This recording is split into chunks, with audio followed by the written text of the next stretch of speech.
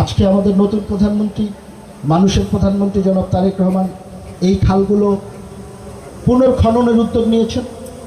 আপনারা যদি সহযোগিতা করেন তাহলে আমাদের দেশ আবার সুজলা সুফলা শস্য শ্যামলা যে কথাগুলো আমরা বইতে পড়েছি সেই রকমভাবে তৈরি হবে। তো এই কাজগুলো করার জন্য দুটি জিনিস দরকার। একটি জিনিস হলো সরকারের আন্তরিকতা দরকার। সরকার অলরেডি আন্তরিকতা দেখিয়েছে।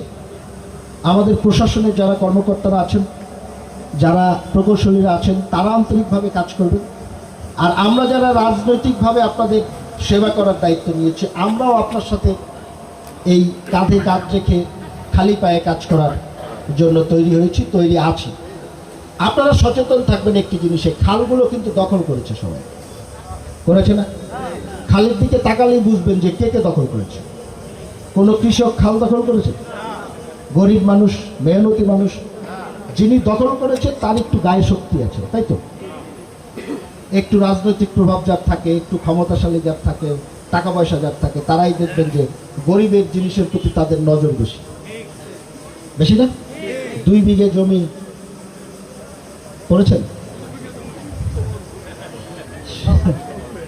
এখন সেটা হলো বিষয়।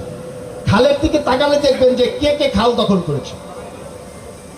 যারা খাল দখল করেছে তাদেরকে বয়কট করবেন, পারবেন?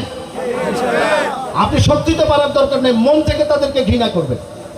যারা খাল দখল করেছেন প্রত্যেকটি খাল আমরা উদ্ধার করব এবং মানুষের জন্য ব্যবহার উপযোগী করে মানুষের জীবনধারাকে নতুন করে সাজিয়ে দেওয়ার চেষ্টা করবো ইনশাআল্লাহ। এটা হলো আমাদের সরকার এবং আমাদের প্রধানমন্ত্রী জনাব তারেক রহমানের প্রতিশ্রুতি। আর শেষ কথাটি বলে শেষ করব। এই যে সরকারি কাজ হয়, বাংলাদেশে একটা কথা প্রচলিত আছে, খাল খনন করে না, খাল সেচ করে। আছে? এই খাল যেন খনন হয়, সেচ যেন না করে। আমরা ছোটবেলায় এই যে ছোট বাচ্চারা খালের মধ্যে লাফ দেয় না, আমিও দিয়েছি, আপনারা দিয়েছেন? এটার একটা আলাদা মজা আছে কিন্তু। আর যদি লঞ্চের উপর থেকে লাফ দেওয়া যায় তাহলে তো কোনো কথাই নেই। প্রয়োজনে এই যে জামাল সাহেব বলেছেন না খালে নামবেন, কথা দিয়েছেন আজকে, ওনাকে নামায় ছাড়বেন, এটা হলো আপনাদের দায়িত্ব। যেহেতু পাবলিকলি বলেছেন, যদি না নামে, যেদিন খাল আবার ফিনিশিং হবে আমারে কেউ জানাবেন, আমি ওনারে নিয়ে নামবো খালের মধ্যে। কথা যেটা দিবেন মানুষের কাছে সেটা পূরণ করতে হবে। উনি বলেছেন খাল নামায় দেখবে, উনি খালে নেমে ওই 6 মিটার মেপে দেখে বলবে, তারপরে এই কর্মসূচি সমাপ্ত হবে। খাল শেষ করা যাবে না। প্রত্যেকটি জনগণ যারা আছেন মেপে দেখবেন এই খাল খনন করা হয়েছে সরকারের টাকায়। সরকারের টাকা কার? জনগণের টাকা। প্রত্যেকটি টাকার হিসাব বুঝে নেবেন, পারবেন?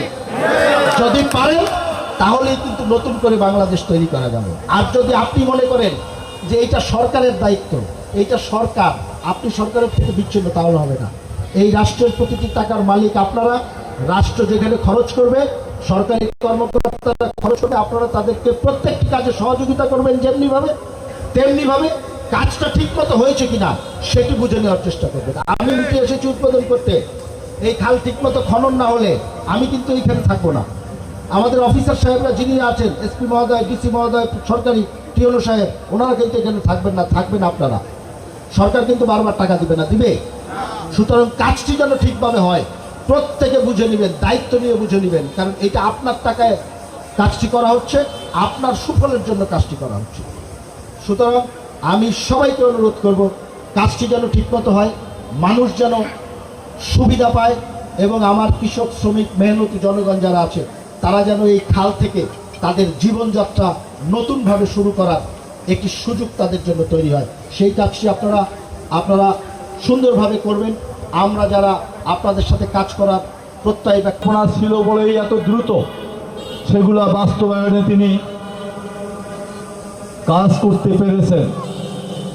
একইভাবে তিনি বলেছেন আগামী 5 বছরে 25 কোটি গাছ লাগাতে হবে, কারণ বিশ্বে বাংলাদেশের যে আমরা যে বায়ু দেখি এর দূষণের পরিমাণ সারা বিশ্বের দিকে তাকালে দ্বিতীয় খারাপ, বা খারাপের যদি চ্যাম্পিয়ন থাকে তার সেকেন্ড অবস্থানে বাংলাদেশের বায়ু দূষণ রয়েছে, এটাকে যদি আমরা মানুষের বাসযোগ্য বাংলাদেশ করতে চাই, তাহলে এই বৃক্ষরোপণের কোনো বিকল্প নাই।